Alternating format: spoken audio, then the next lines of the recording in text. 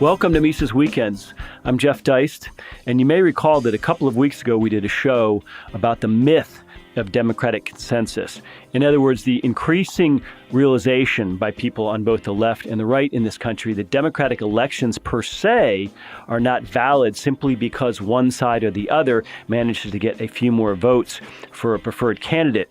And we also discussed how the concept of social contract theory is bunk. In other words, just because we live in the geographical confines of America does not mean that we somehow implicitly agree to abide by the outcome of democratic elections. And it's become increasingly apparent in the couple of weeks since that show that elites aren't even pretending any longer to care about democracy.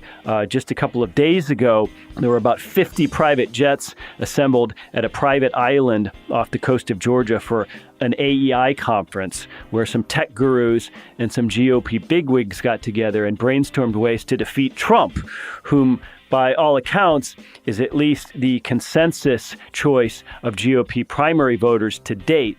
So the real point of this weekend's show is not just that democracy creates bad results in society, ill libertarian results, because voters go out and vote themselves other people's money or other people's stuff.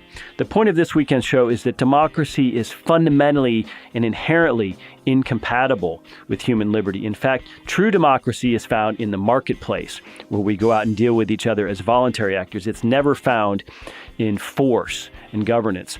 So this weekend, we feature a relatively short clip, about 10 or 12 minutes, of the great Hans-Hermann Hoppe as he discusses portions of his book, Democracy, the God That Failed.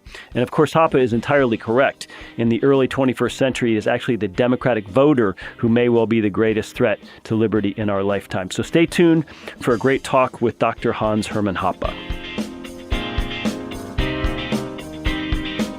Something that I have dealt with extensively in my book, Democracy, the God That Failed, where I make an attempt to rehabilitate traditional monarchies as compared with democracies, not so much in order to show that that is the non plus ultra, but to show that monarchies are relatively superior over democracy, traditional monarchies. Again, if you look at history, what we see there is, of course, the time when monarchies were basically abolished or became merely ceremonial institutions, that is, after World War II, and compare that with a time when traditional monarchies were, so to speak, the dominant form of government, that is, before the outbreak of World War I, and even more so, of course, before the outbreak of the French Revolution. The facts are clear. The democratic world that we have now, 20th century, is of course wealthier than the monarchical world of the 19th and 18th century. The question, however, is that because of democracy, or is it in spite of democracy? And you know, the standard line that we hear, of course, is it is because of democracy. Because democracy is, of course, the greatest of all inventions. Interestingly, by the way, this is a very new phenomenon that people believe in this nonsense.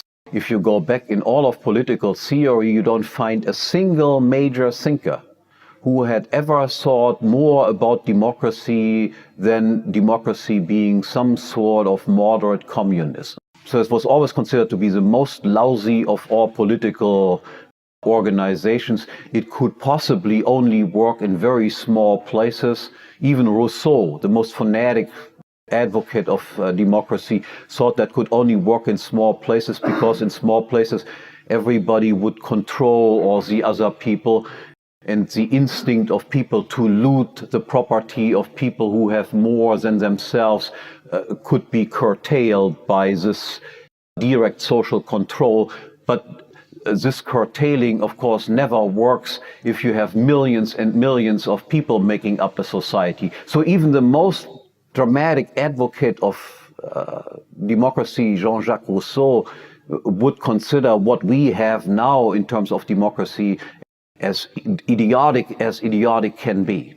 So now only one argument to show you how wrong this interpretation is, that the transition from monarchical governments to democratic governments is responsible for the increase in wealth. My thesis is, if we would have retained traditional monarchies, we would be infinitely richer now than we actually are. Why is that? From an economic point of view, the transition from traditional monarchs to democratic rulers is nothing else but the transition from somebody who regards the country as his own property to somebody who regards the country as something of which he is the temporary caretaker. He is not the owner, he just takes care of it for a certain period of time. And now look at what the difference is between somebody who owns something and somebody who is a temporary caretaker of something. Just take the example of a house.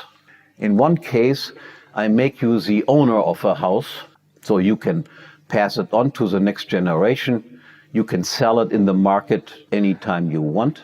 And in the other case, I make you a temporary caretaker of the house. You cannot determine who will be the next caretaker, and you are not entitled to sell the house in the market and retain the income that you receive from the house yourself. Now, will that make a difference in terms of how you treat the house, or in the example of kings and democratic politicians, how you treat the country? And the answer is, of course, that makes a difference as day and night.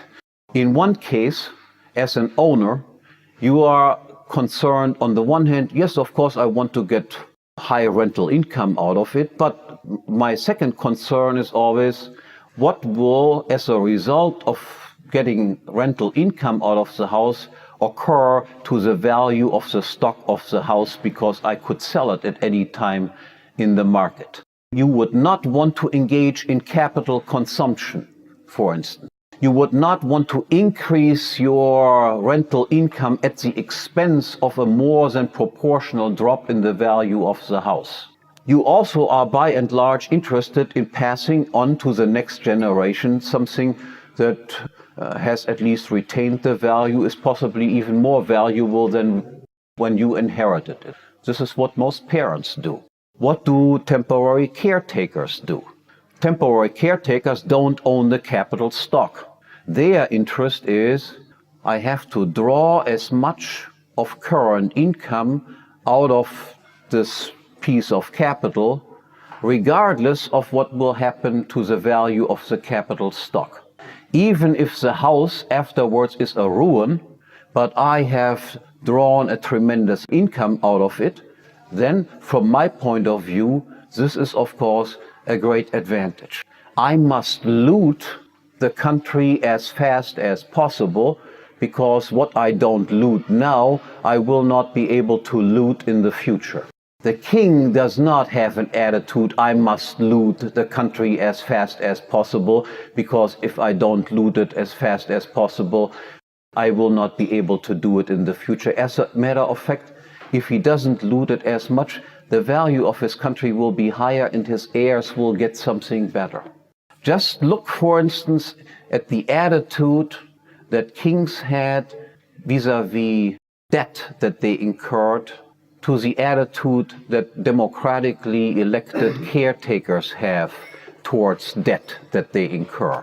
Kings were by and large held responsible for the debt.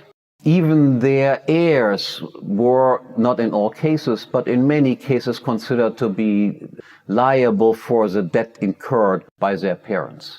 They had mortgaged some of the property, and people were standing there to take it away from them if they wouldn't pay up the debt. That did not prevent them to increase their debt, especially during wartime, but during peacetime they usually drew down their debt. If you look at democratic politicians, the total debt goes up in wartime and in peacetime. They are not personally liable for it. There are always some suckers in the future that are liable for it.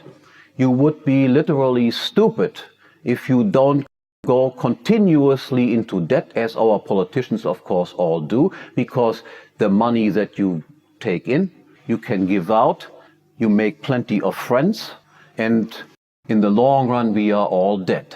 Who cares what happens in the future? So democratic politicians are short-run people. They are like little children. I have to have the fun right now. Whereas kings tend to be behaving more like adults do. That there are sometimes exceptions, I will not deny, but there is a fundamental structural difference. If we would have never introduced democracy, but would have stayed and kept traditional monarchies, strong powers of the monarch, our standards of living would be infinitely higher than they currently are. To this result, you can also only come if you use economic theory. An historian would never come up with this idea. An historian just simply looks at 19th century poor, 20th century rich, 20th century democracy, 19th century monarchy, accordingly, monarchy crap, democracy great. That's it. That's how historians operate, and I'm telling you, for somebody interested in economic theory, history is a minefield of ridiculous interpretations over and over and over. They report the facts right, but the interpretations that they give is sometimes you roll in bed and can't stop laughing. Okay, thank you very much.